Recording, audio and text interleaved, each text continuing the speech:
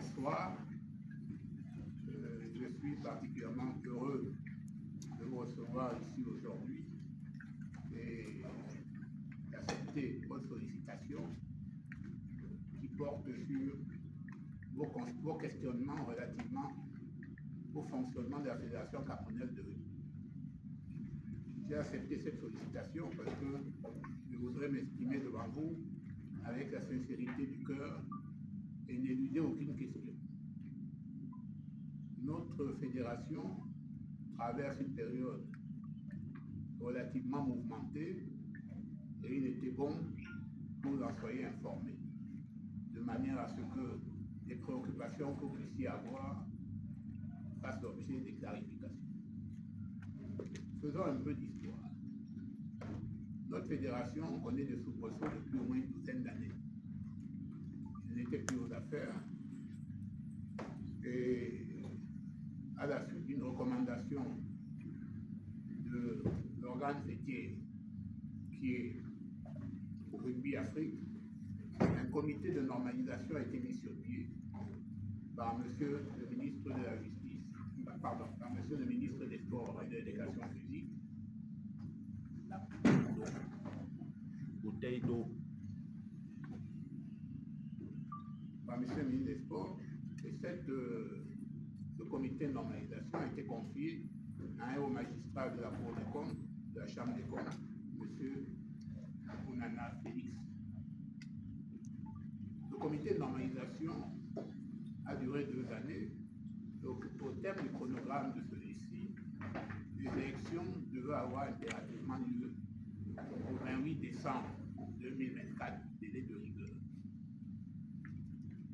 Je me suis porté candidat avec quelques autres et après examen de la commission électorale indépendante, 2 candidatures ont été validées. Celle de M. Benoît Essomba et la mienne. Alors que l'Assemblée générale démarrait sous la présidence des responsables du MINSEP et du premier vice-président de Rugby Afrique, l'un des candidats, c'est-à-dire mon challenger, M. Onana, M. Essomba Benoît, a sollicité de la présidence qu'on lui donne la parole, et au terme de cette parole, il a souhaité qu'il y ait une discussion entre les candidats afin de rechercher un consensus. Ce que j'ai tout naturellement accepté. Et comme nous étions de tendance, nous avons pensé qu'il fallait associer la 3e tendance qui n'était pas qualifiée pour cette élection, c'est-à-dire celle conduite par Ndiwel Simon. Et c'est ainsi qu'au terme des discussions longues, nous sommes arrivés à ce qu'on a appelé un bureau consensuel formé de 9 personnes, dont j'ai été le président, premier vice-président Ndiwel Simon, 2e vice-président Benoît Essomba, 3e vice-président Daïrou, 4e vice-président Mme Afana, secrétaire général M. Gaël Nyok, secrétaire général adjoint Mme Hélène Guigna, trésorier M. Kédé Désiré, trésorier général adjoint M. Bakoumé Alex. Et nous nous sommes mis au travail. D'ailleurs, nous venons de rentrer de Libreville pour le tournoi qu'on appelle Boutier Africus, où nous avons été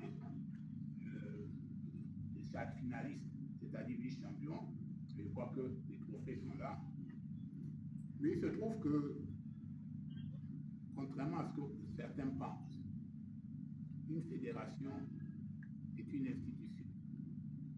La fédération est gérée, toutes les fédérations sportives au Cameroun ont dû s'arrimer à la loi du 11 juillet 2018. Ensuite, nous avons fait en sorte que les statuts et le règlement intérieur soient conformes à ce que le législateur a demandé.